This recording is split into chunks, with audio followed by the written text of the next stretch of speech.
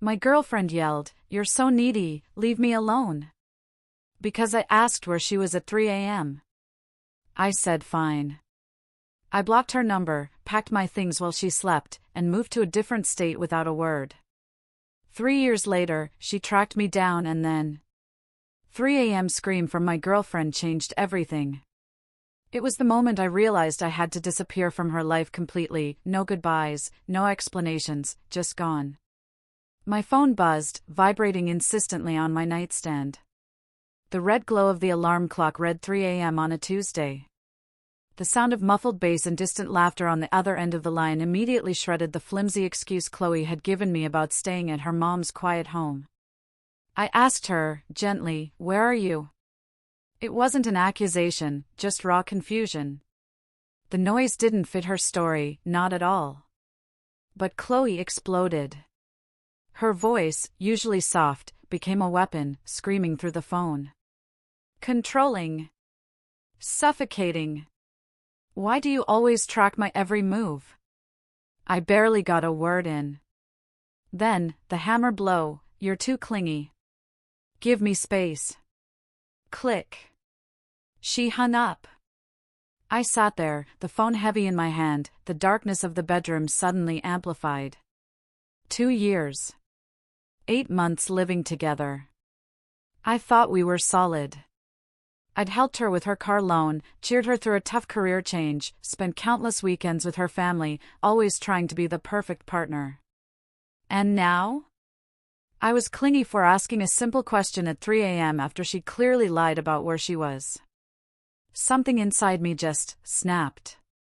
It wasn't a burst of anger, or even a wave of sadness. It was this chilling, crystal clear realization: I'd been playing a game, her game, and I didn't even know the rules. I got out of bed, my feet cold against the floor, and just stood in the living room for what felt like an eternity. My brain was finally catching up to what my gut had screamed at me for months. This wasn't the first red flag, not by a long shot. It was just the one I couldn't rationalize away anymore. All those late-night texts she'd hide, the sudden new passwords on her phone, the girls' nights out 3 times a week, the way she'd always flip the script and accuse me when I asked perfectly reasonable questions. I remembered a month ago, coming home early from work, finding her laptop open on the couch. She'd practically launched herself to close it before I could even glance at the screen. Laughing it off, saying she was planning a surprise for me. The surprise never came. Or the dinner, her phone ringing, her face draining of color as she claimed spam, but I saw a name flash before she declined it. I'd made excuses for all of it, swallowed every lie, because I loved her. Or at least, I loved the version of Chloe I thought existed. But that version? It was a ghost. If it had ever been real at all. Right then, at 3:30 a.m., I made a decision. Most people would call it insane, but for me, it felt like the sanest, clearest thing I'd ever done. I called my friend, Ethan, woke him up. "I need your truck first thing in the morning," I said. He asked if I was okay, and I just told him I was moving and needed his help, no questions. Ethan was that kind of friend, solid, always there, no demanding explanations. Then I started packing. Quietly. Each movement deliberate, almost silent, through the apartment. My clothes from the closet, my laptop, important documents, anything that truly belonged to me. Most of the furniture was hers, anyway, she had expensive taste. Taste I'd helped fund, but whatever. 2 suitcases, 4 boxes. That was the sum of my life in that place. Every single item I pulled out, whether it was my toothbrush from the bathroom, my coffee mug, the hoodie she always borrowed, or the books on my nightstand, felt like erasing a piece of evidence that I'd ever been there. I made sure to leave nothing, absolutely nothing, that would require a conversation, an explanation, or give her any excuse to reach out. Chloe stumbled in around 5 a.m., reeking of alcohol and a cologne that was definitely not mine. She didn't even see me standing there. Mumbling about being tired, she crashed onto the bed, fully clothed, makeup smeared, hair a tangled mess. I watched her from the doorway. And felt nothing. No desire to wake her, no urge to fight. No desperate need for answers, no jealousy, no heartbreak. Just an overwhelming, primal need to vanish before she woke up and tried to pull her usual manipulation. I'd seen it. Countless times, the tears, the promises, playing the victim until I felt like the villain for being upset. Not this time. Never again. Ethan showed up at 7 a.m., his truck a silent accomplice. We loaded everything in one trip. I placed my key gently on the kitchen counter, took one last, long look at the apartment we'd shared, and walked out. Chloe was still dead to the world, probably wouldn't stir until noon, judging by the state she was in.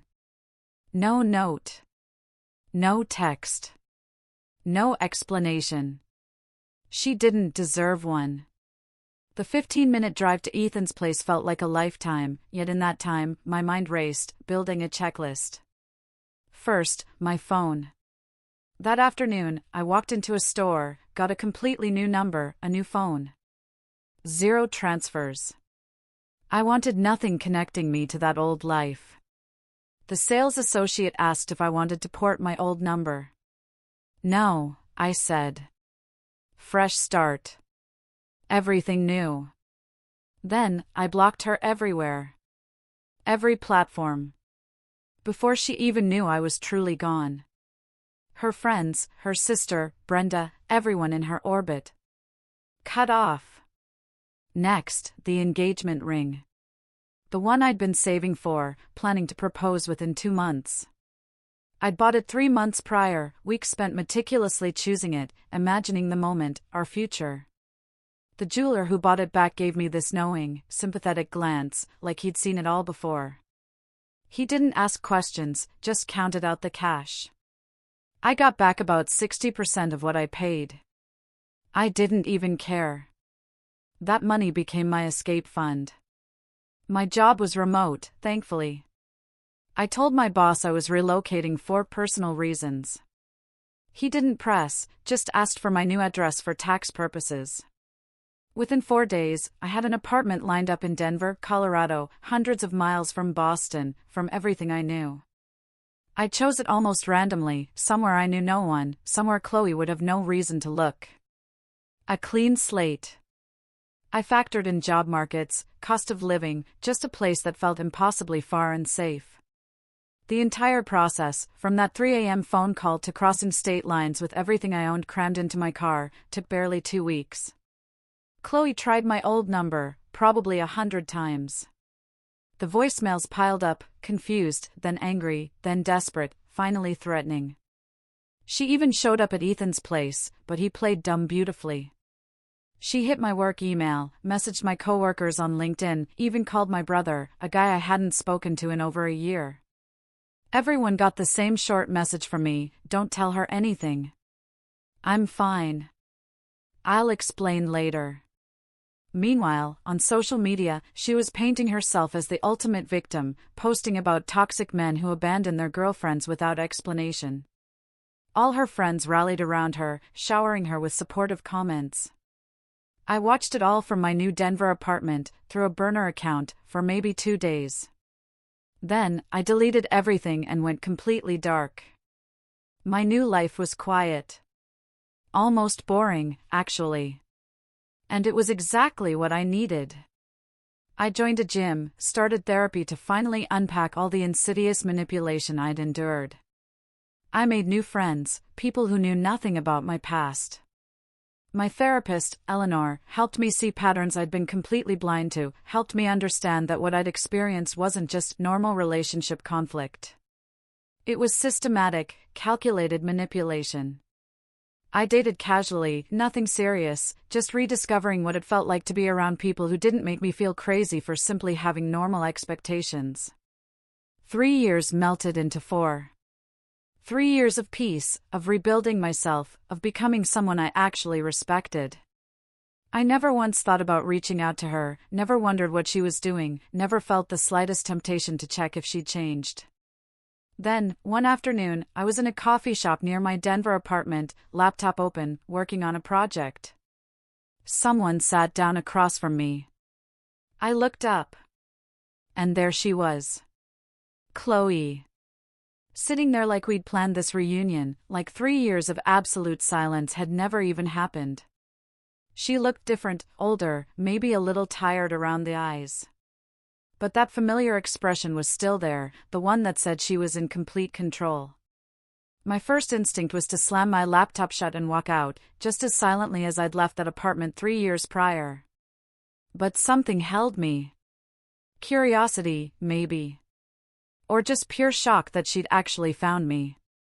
I scanned the coffee shop, a chill running down my spine. Coincidence? Or had she been tracking me? Her face answered the question. This was planned. She didn't apologize. Didn't explain how she found me. Didn't acknowledge the gaping 3-year void. She just looked at me with that calculated gaze and said, "We need to talk." I stayed quiet, my gaze unwavering. I knew the game was coming. I'd learned her patterns too well to believe this was some chance encounter or friendly reunion. Then she dropped the bombshell. The words that would have utterly shattered the old me, the version who still believed her lies 3 years ago. "I'm pregnant. You're the father." She said it so casually, like discussing the weather, leaning back in her chair, eyes locked on my face, waiting for my reaction. I just sat there, processing. The math raced in my head, 3 years since I'd left, 3 years of zero contact. And somehow, I was the father of a pregnancy happening right now. The timeline made absolutely no sense. But she kept talking, claiming she'd been trying to reach me for months, that she had a right to tell me, that I now had responsibilities. She pulled out her phone, showed me an ultrasound picture that could have been anyone's, or plucked from the internet for all I knew. When I asked how she found me, she got vague. Mentioned a mutual friend seeing me at a downtown restaurant. Said she'd been looking for me because this was important. No name, no details. Just constant redirection back to the pregnancy. That was red flag number 1. Then, the money talk began. How hard things had been, child support, how I owed her for disappearing. She had this entire script, clearly rehearsed in her car, watching my face for any flicker of panic or guilt. She threw out specific numbers, mentioned talking to a lawyer about monthly payments, even back pay for the months she'd supposedly been searching. But I wasn't that guy anymore.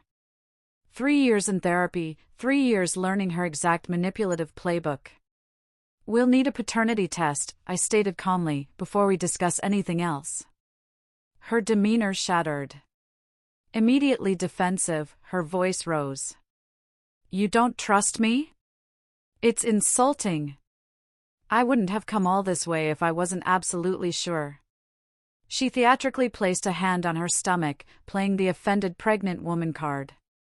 I just repeated it, no test, no conversation. She finally realized her old tactics were useless. The tears she'd surely planned remained unshed, seeing they wouldn't sway me. She switched strategies instantly.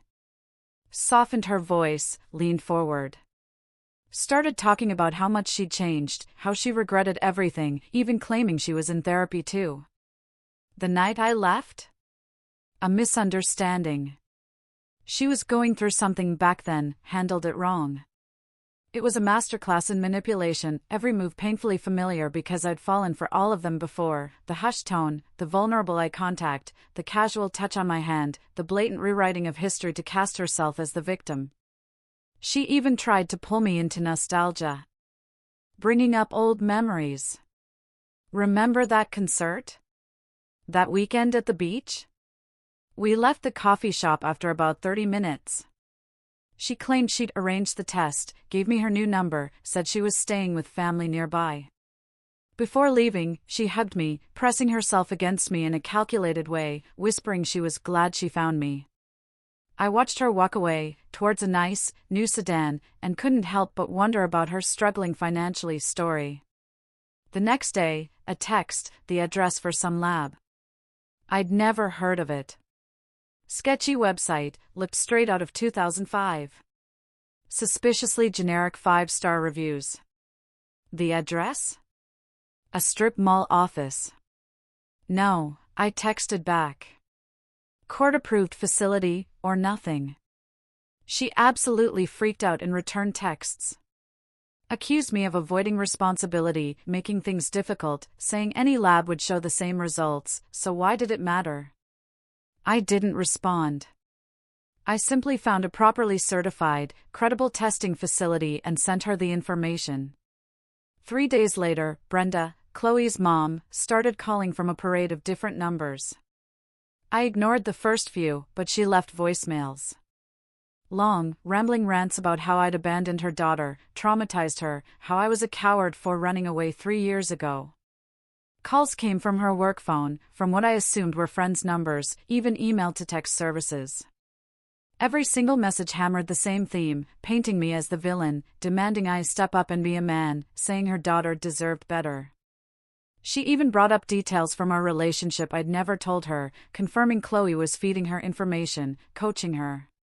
It felt completely coordinated, a psychological campaign designed to break me before the test, to pressure me into agreeing to whatever they wanted, or maybe even skip the test and just start paying.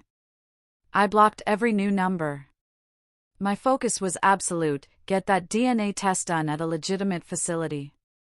The appointment was set for the following Tuesday at 2 p.m. I was there 15 minutes early. Chloe arrived 20 minutes late, carrying a baby about 4 months old, and with a guy I'd never seen, late 20s, sleeve tattoos, clearly uncomfortable. No introductions. He just stood behind her, staring at his shoes, while she held the crying baby. The whole scene felt utterly staged, like she'd brought him for emotional backup, or maybe to intimidate me. I couldn't tell which. The baby cried through the entire process, and Chloe kept interjecting about how stressful and unnecessary this was, how I was putting her through hell for no reason. The guy never said a word, just stared at his phone, occasionally shooting me a hostile glance. The technician, thankfully, was a true professional. Unfazed by the drama, explaining the process calmly. Results, he said, would be available in 3 to 5 business days via an online portal. Chloe tried to corner me in the parking lot, but I got in my car and drove off without engaging. Those 3 days waiting for the results were strange. A small part of me, a tiny, almost microscopic doubt, wondered what I'd do if the test somehow came back positive.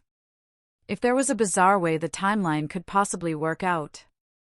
I ran through scenarios: what kind of father I'd be, if I could ever co-parent with someone I'd so completely excised from my life, how I'd protect a child from her manipulation. But the larger part of me, the part that had learned to trust my gut, knew this was just another manipulation. The timeline simply didn't add up. Her behavior made no sense. Everything about her approach screamed desperation, not honesty. On the 3rd day, the email arrived, results ready. I was at work, sitting in a quarterly projections meeting, when my phone lit up. I excused myself, claiming an important call, and headed for the bathroom. I logged into the portal. And there it was, in clean, clinical language: probability of paternity, 0%. I was not the biological father. I just stood there, staring at the screen, reading it 3 times to make sure. 0%. Not mine. Not even close. A massive wave of relief washed over me, immediately followed by anger. Not the hot, explosive kind, but cold, precise. She had tried to trap me. Used a baby that wasn't mine to manipulate me back into her life. For money, for stability, or just to feel that familiar control. And she'd roped Brenda into it, turning it into a full-blown family operation. I forwarded the results to my personal email, saved copies in 3 different places, including a USB drive, and walked back into my meeting as if nothing had happened. I didn't call her. Didn't text her. I just waited to see what she'd do next. That evening, my phone rang from a number I hadn't blocked yet. I answered. She was screaming before I even said hello. Calling me every name under the sun. Claiming I'd sabotaged the test, that the lab made a mistake, that there was no way those results were accurate. I just listened, put the phone on speaker, letting her exhaust herself. Nothing I said would matter. She cycled through every excuse imaginable. I'd bribed someone, the samples were mixed up, she'd take it to another facility and prove she was right. When she finally paused for air, I cut in. Those results are from a court-approved facility that you agreed to use. If you have a problem, take it up with the judge. That set her off again. More screaming about me abandoning responsibility, how I was always a coward, how karma would get me. I hung up, blocked the number, and stupidly thought that would be the end of it. I was so wrong. 2 days later, she started creating new social media accounts just to message me. Paragraphs of text pouring out, how I'd ruined her life, how she'd made mistakes but I was worse for disappearing, how I owed her for the emotional damage I'd supposedly caused. The messages came at all hours, some apologetic, some threatening, some trying to guilt me about a baby who needed a father figure, even if I wasn't the biological dad. I blocked those accounts without reading past the first few lines. Then, Brenda started emailing my work address. They'd been digging, actively searching for my new life. Her emails were long, rambling accusations about my character, legal threats, demands for me to pay for various things she claimed I was responsible for. I owed Chloe, she wrote, for the emotional trauma of the breakup, for the apartment deposit I supposedly left her with, for the therapy she needed afterward. I forwarded them all to a folder labeled harassment and didn't respond. 3 weeks after the test results, it happened. I got served with papers. At my office. During lunch, a process server walked right up to my desk, asked if I was me, confirmed my full name, and handed me an envelope in front of half my coworkers. It was utterly humiliating. I'm sure that was part of their strategy. My boss walked by, gave me a concerned look, but said nothing. Inside was a lawsuit. An actual legal complaint, filed in civil court, claiming I owed Chloe $45,000 for emotional trauma, stress-induced medical issues, and lost wages from our relationship and breakup. 12 pages long. Full of wildly exaggerated stories and outright lies about things I'd supposedly done. She claimed I'd isolated her, controlled her finances, monitored her phone, caused her anxiety and depression requiring medical treatment. None of it was true. But it was all written in official legal language, with exhibits attached, printed text messages taken completely out of context, statements from her friends who'd never even met me. I took the papers home, read through them meticulously that night. The next morning, I called a lawyer. My attorney, Eleanor, was this no-nonsense woman in her 50s who had clearly seen every divorce and breakup nightmare imaginable. As I sat in her office, she read through the complaint, asked a few pointed questions about the relationship and the DNA test, then stated, quite plainly, that this was a textbook case of someone trying to use the legal system for revenge and a payout. Cases like this rarely went anywhere, she assured me, but we had to respond properly, we had to show up to court. Ignoring it simply wasn't an option. The legal fees started adding up immediately, a hefty retainer, plus hourly rates. Money I'd saved for a down payment on a house, now going to defend myself against these blatant lies.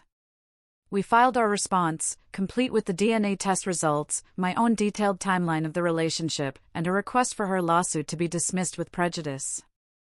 Eleanor also filed a counterclaim for my legal fees, arguing this was a frivolous lawsuit intended purely to harass me. It'll send a message, she'd said, that you're not going to be pushed around. For the next 2 months, it was a constant barrage of paperwork, discovery requests, depositions scheduled, then instantly rescheduled. Her lawyer tried to paint me as a monster in every document, twisting perfectly normal relationship interactions into evidence of abuse or control. They subpoenaed my bank records, desperate to prove I'd financially manipulated her. All it showed was me paying for dates, splitting rent, helping with her car loan, exactly what a normal boyfriend would do. They demanded my phone records, my emails, digging for anything they could use. Eleanor fought every single overreaching request, explicitly labeling their tactics harassment in official court filings. Eventually, Chloe had to sit for a deposition. Eleanor tore her story apart. Asked pointed questions about the fake pregnancy claim, about why she waited 3 years to contact me, about the timeline that obviously made no sense. Eleanor told me Chloe contradicted herself multiple times, completely unable to keep her story straight when pressed for details. The court date finally arrived, a Wednesday morning in October. I wore my best suit, the one I'd bought for job interviews. I showed up 30 minutes early, sitting in the busy hallway, watching other lives unfold. People everywhere, tangled in their own legal problems. I felt utterly out of place. Chloe arrived 15 minutes late, with Brenda. Both dressed up, both radiating an air of smug confidence, like they'd already won. Brenda shot me a venomous glare from across the hallway, whispering something to Chloe. We didn't make eye contact, didn't speak. Just waited for our case to be called. Finally, our names were called. We stood before the judge, an older man who looked utterly exhausted by relationship disputes. Her lawyer went first. He painted this dramatic picture of a controlling, emotionally damaging relationship, claiming I'd abandoned Chloe when she needed me most, leaving her financially struggling, emotionally destroyed. He presented printed screenshots of old texts, where I'd simply asked "Where are you?" or "Who are you with?" trying to frame normal communication as surveillance and control. He even had a letter from a therapist, confirming she'd been treated for anxiety and depression, though it conveniently omitted any mention of me or our relationship as the cause. It was all circumstantial, designed to sound awful if you didn't know the full, ugly context. Then Eleanor stood up. And calmly, systematically, she dismantled everything. She presented the precise timeline of our breakup, showing how I'd left after Chloe screamed at me for a simple 3 a.m. question. She explained I had every right to end a relationship and cut contact for my own mental well-being. She brought up the utterly false pregnancy claim, showed the DNA test results directly to the judge, and argued this entire lawsuit was pure retaliation because I hadn't fallen for that manipulation. Eleanor walked through every detail, proving the pregnancy was impossible, that this was a blatant attempt to trap me. Then came the part that utterly destroyed her case. Eleanor had subpoenaed Chloe's social media records through discovery. She found posts from right after I left, where Chloe bragged about being free, single and ready to party, going out with new guys, living her best life. There were photos, clubs, bars, beach trips with friends, even vacation photos from just 2 months after I disappeared. Nothing that looked like someone suffering from trauma or lost wages. Eleanor projected them onto a screen in the courtroom, showing the dates, the triumphant captions. The judge studied the evidence. He asked Chloe's lawyer pointed questions he visibly struggled to answer. He asked Chloe directly, why claim pregnancy if the DNA test proved otherwise? Why wait 3 years to contact him if you were truly struggling? She tried to explain, stammered about confused dates, thinking it might be mine, wanting closure. But it sounded exactly what it was, a desperate lie, exposed under scrutiny. Her voice cracked. She looked at Brenda for support, but there was nowhere left to hide. The judge wasn't having any of it. He dismissed her lawsuit entirely. Declared there was no evidence of damages I'd caused, that ending a relationship isn't grounds for a civil suit, and that her claims were explicitly contradicted by her own social media. Then, he granted my counterclaim, ordering her to pay $2,500 towards my legal fees within 60 days. Chloe's face went utterly pale. Brenda started shaking her head, furiously. Her lawyer just began packing up his papers, looking thoroughly annoyed. We walked out of that courtroom, and I could still hear her sobbing in the hallway behind me. Brenda was yelling at their lawyer about appeals, demanding to know why he hadn't fought harder. Eleanor told me appeals were highly unlikely and incredibly expensive, especially after a judge had already labeled the case frivolous. Chloe never paid the $2,500. Not a surprise. Eleanor said we could pursue collections, drag her back to court, potentially garnish wages. But I told her to let it go. I just wanted it over. I'd already spent enough time and money on this whole ordeal. Chasing her for another $2,500 would only keep me tethered to her drama. I later heard through Ethan, who heard from someone else in our old social circle, that Chloe had to move back in with Brenda because she couldn't afford her rent after the legal fees. Her social media went completely silent for months. All those triumphant party photos? Gone. Then, she resurfaced with vague posts about fake people, life lessons, and how the universe tests you. The usual stuff people post when they utterly refuse to take accountability for their own choices. As for me, I'm doing better than I ever did with Chloe. I've been seeing Sophia for about 8 months now. She communicates like an actual adult, doesn't play mind games, truly respects boundaries, and definitely doesn't disappear to parties at 3 a.m.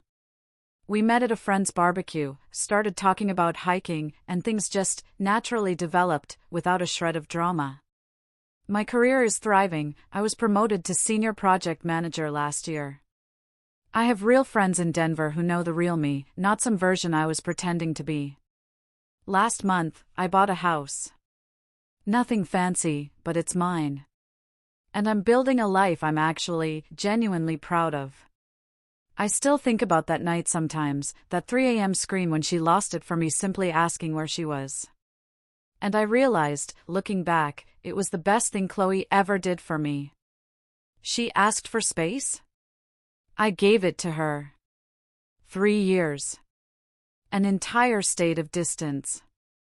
And when she came back, trying to drag me back into her chaos with a fake pregnancy and a ridiculous lawsuit, I wasn't the same man she used to control. What would you have done?